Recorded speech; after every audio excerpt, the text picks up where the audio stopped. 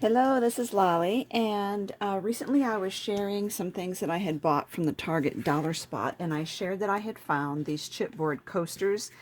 They are a little thinner than what you would expect. They're more like cardboard. I would just call them cardboard coasters. But anyway, there were six of them in a pack for $1, and I had commented that you could use them to make a little round journal. And so one of the comments requested that I would try to do a little demo or a tutorial on how to do that. So I made one and I want to show you how I did it. So first of all, I just want to notice these dangles that are hanging here. And I have Christmas earrings that I get from costume jewelry every year. And after a while, one of the earrings will break, or the loop that goes through the wire loop that goes through your ear is all corroded. Or so I was just going through all my old Christmas jewelry, and I was getting rid of the ones that were irreparable and saving the ones that I could use as little charms and crafts. So that's what those are.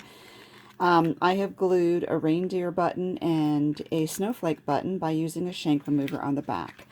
So here's the little album that I've made. I've got some blank pages in there. I've got one sheet of cardstock in there, or decorative paper.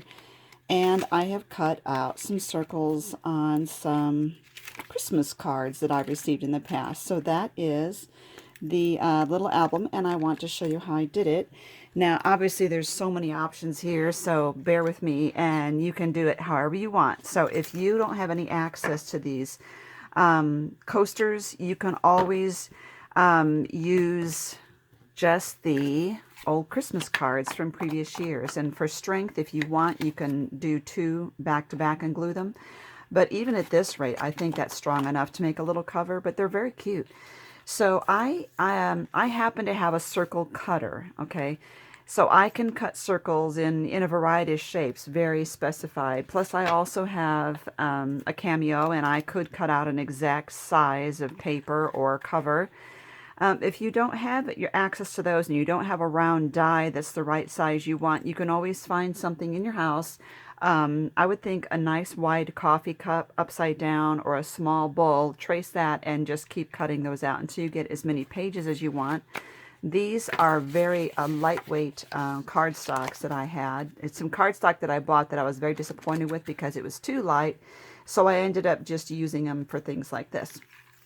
Okay, so as far as holes, when you are using two holes on something that has to open up here, you have to make sure that you have room for it to open. Whereas if I used a really small loop here, I wouldn't be able to open it. Okay, so you got to figure that out. I think these are about a 1-inch book binders right here. I have done stuff in the past where I have put the hole too far in and then I couldn't open it. So with that in mind, I want to show how I came up with doing these holes. This was a 4-inch circle on this particular coaster. I keep wanting to call it a die. So I traced that onto this just to get an exact size. And now I'm laying it on my cutting mat here. And I'm kind of centering it on my grid. And so what I'm going to do, from the very edge here, I'm going to mark a line that's 1/4 of the way in. 1/4 inch, not 1/4 of the way in, but 1/4 inch. Okay, and then I'm also going to draw a line through that right in the center, because I know where the top and bottom are here, and I know which is the center grid. So that's it right there. So then from there, I drew little marks, 1/2 inch on either side of my mark there, and that's where I am going to punch my holes. So this is basically a 1/4 inch hole punch. And I'm just going to do that. Now this is my template for figuring out hole placement on this one. This one was a little harder because of the writing. I wanted to make sure that I could still read it. This one's a little more forgiving.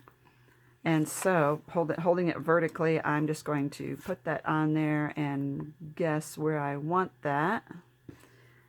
And just draw my circles. Because this is not really heavy chipboard, I can get by with using my handheld punch. Now on this one, I did use grommets, eyelets, and so to reinforce the front. I didn't on the back. So that is the first cover. And now on the back, obviously we want the back this way, right? so that the back is the opposite way. So I'm going to get the back cover done as well.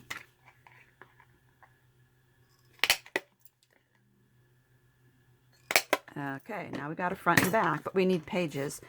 So my options were to go ahead and cut pages that were exactly 4 inches as well, or to make them slightly smaller. And I do like making my pages in books slightly smaller than the covers. Let's see if I can show you on this one because it's blue. You could see it better. However, if I do it and center it, then when I cut my holes, the holes might be a little too close to the edge of my paper. So I am going to push the edge of the paper all the way to the side. So instead of right in the middle, I'm going to center it right, or line it up on the left right there. And so let's go ahead and do one. I'm going to lay it this way on my table so I make sure that is completely flush, and then I'm going to mark that. Okay, once I've got that, this one will be my template for cutting all of the pages here. So I can grab a few of them, as many as I feel comfortable cutting together.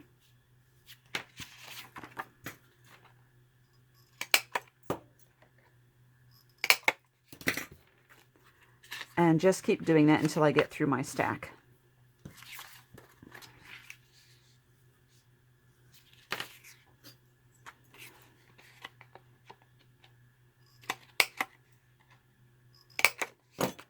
And I find that it does help to line the holes up as I go, because once I'm done, I really have a hard time getting them all lined up.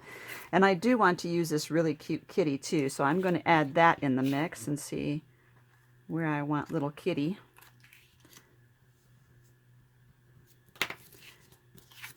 Now this is really dark, so I knew I wouldn't see my pencil marks, so what I did was I just pushed really hard and basically scored the card right there. Little kitty. I think that looks really cute with the colors here. Doesn't that look cute?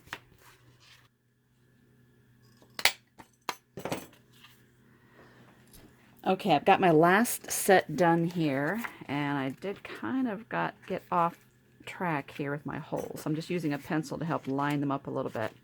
So I've got my back cover somewhere. Here it is, and then all of these, and then the front cover, and I do have some more rings here. Most of my rings are too big or too small, so I did find that I had just enough to do these. Oh, these are not the right kind. These are split rings. So, like I said, I have run out of rings. I only have the large ones or super small ones, which won't work. And so what I want to go over is some options here. You can use ribbon and tie this off, but normally when we would tie a ribbon in a hole, we would snug it up and tie it. But then you wouldn't be able to open it. You have to be able to make that ribbon loose enough to stretch from here to here when it's open. So what I would do is I would put the ribbon in, open it, and then tie it to make sure that I was getting it in the right width. So you'd have to do it this way basically, so you can tie your knot out here. The other thing you can use is some of those little ball chains. And I'm going to see if I can manage this on screen here without too much difficulty. Because I already lost my holes again. This is the problem with doing round ones, is that they just keep rotating.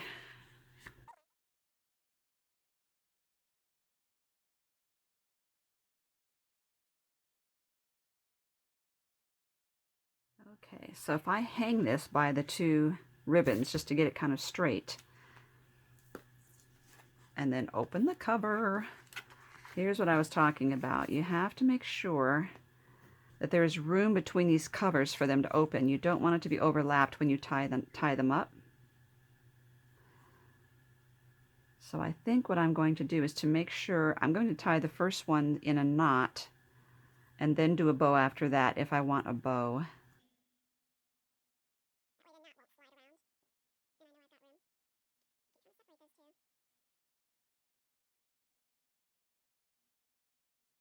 Could use a little, this one's a little tighter than that one, but it'll still work, as you see right here.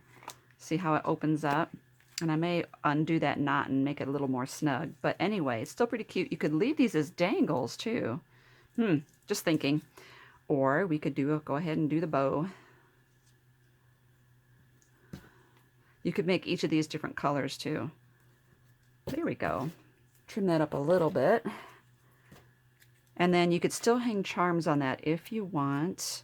I do have this. We could tie it in there, or because it's a split ring, I could just go ahead and thread it through right now. So anyway, that is one way to secure it if you don't have access to book rings, like in this case here. These are easy because they just open up, you put the pages on, and then you close it. And of course, you can always embellish the front here. I just picked up these little Santa hat stickers, and I thought that those would be really cute right there on that. Oops, I just bumped the camera. Right there, very cute. And I love this confetti. I'm wondering if even about taking like some glossy accents to make them a little higher up, but I would leave the gold alone because it's really cute the way it is. So these can be really quick to put together if you have all your supplies ready. And if you have to trace and hand cut all these pages, I would just sit there in front of the television or in front of, watch YouTube videos while you're doing that. Anyway, that's just a quick project sharing because I was requested to show how I would do that. And thank you so much for watching.